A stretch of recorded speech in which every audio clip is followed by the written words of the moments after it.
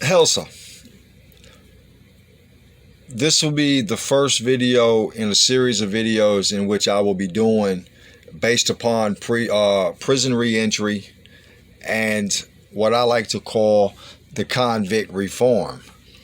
As most know, me and my wife run a prison ministry called Unfettered Prison Outreach Ministry.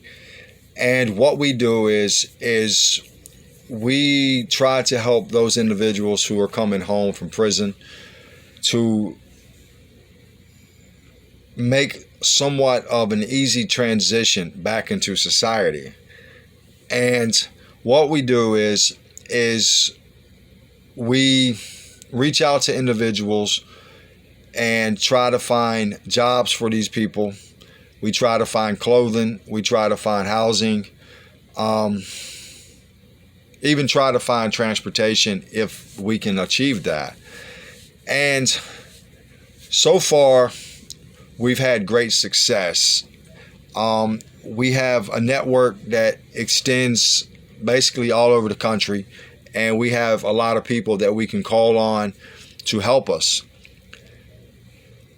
And one of the first things that I wanted to discuss that I personally think that is one of the biggest hindrance for a lot of people when they come home, and I've recently seen a lot of it from individuals who have come home, and this is this need of victim stance, or in a more of a blunt word, playing the victim role, like the world owes them a favor or somebody owes them something.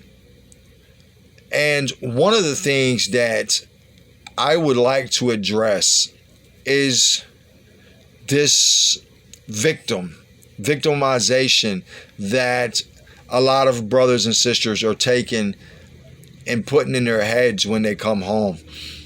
This will be a blunt video. I won't sugarcoat anything because I'm dealing with men and women who are used to not having shit sugarcoated for them. So here's what I would say about that. You can't blame anybody else for the circumstances in which you find yourself in at this moment in time.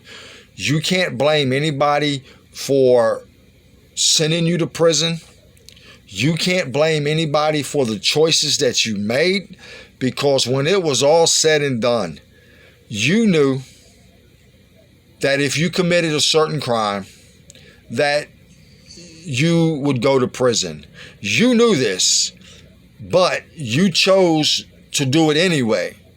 So this idea of wanting to blame everybody else for our problems is an idea that's completely and utterly based on falsehood.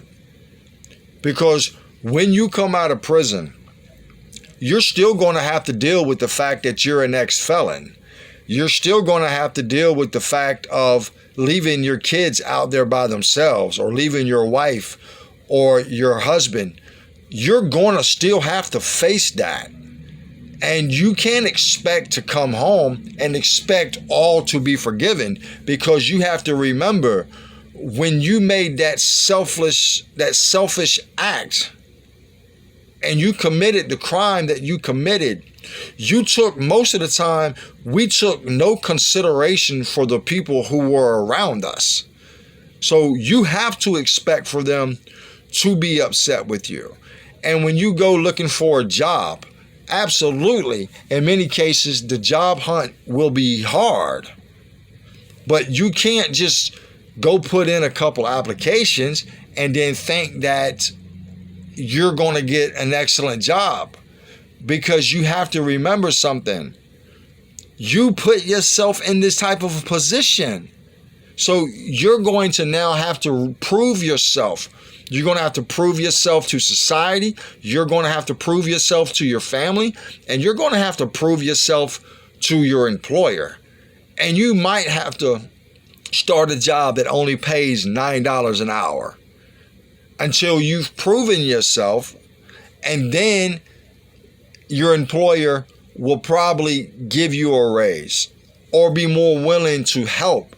But no matter what the circumstances is, you can't play the victim role and then sit back and do nothing to change the conditions that you are currently in.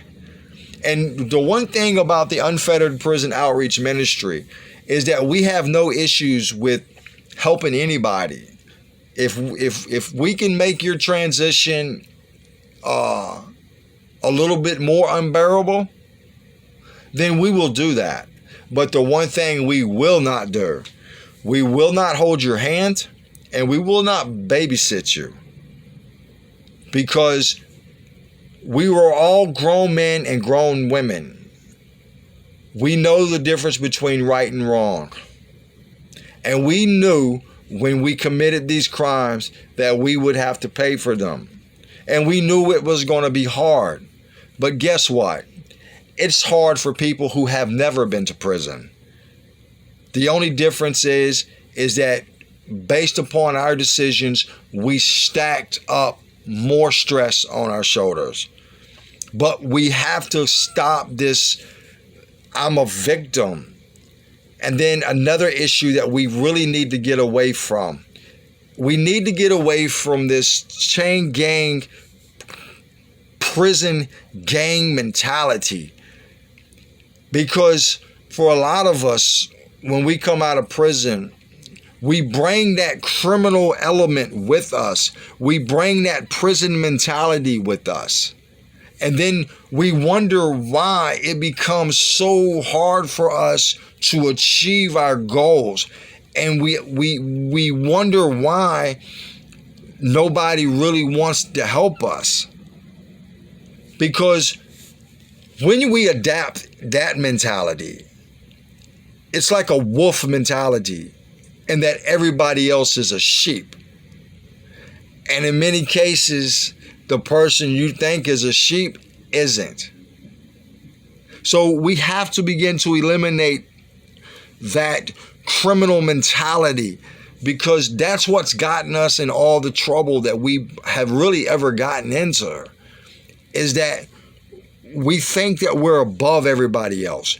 We think that our way of thinking is the best, that our way of thinking is the slickest.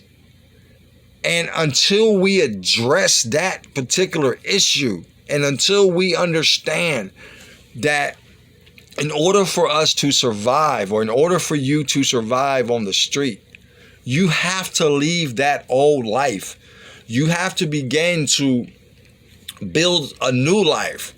And unfortunately, because of the decisions that we've made, we in many cases will have to start at the bottom and build ourselves up. That goes even with our families, because we have to remember, even though we were behind the walls or behind the fences doing time, our families, our daughters, our sons, our wives and our husbands, our fathers and our mothers, brothers and sisters, the list can go on and on and on.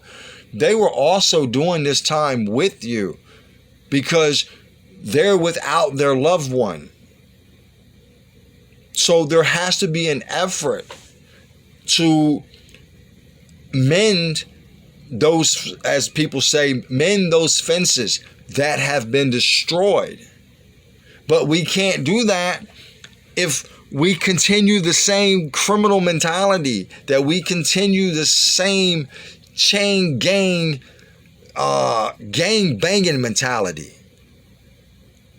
Because these are the thought processes that got us in trouble. So at some point, we have to eliminate that. And with our ministry, I do a lot of talking with people. And I try to get them to understand that we have to change what's within ourselves in order to be successful. And that even goes to the point of doing drugs. If you're coming out of prison and you're still doing drugs, the chances are you're not going to be able to mend any fences with your family. You definitely won't be able to hold down a job. And if you're on probation, you're on your ass is on your way back. And one of the things with our ministry is that we will help anybody But the minute that I find out that a person's or we find out that a person is doing drugs, we're done with them. We will no longer help them. And the ones that we have helped, if we find out they go back to prison for drug use or drug sale, we're basically done with them too. Because we just don't have time to deal with people that want to continue the same process of that sickening mentality. So one of the first things that we have to learn is that we have to change our way of thinking.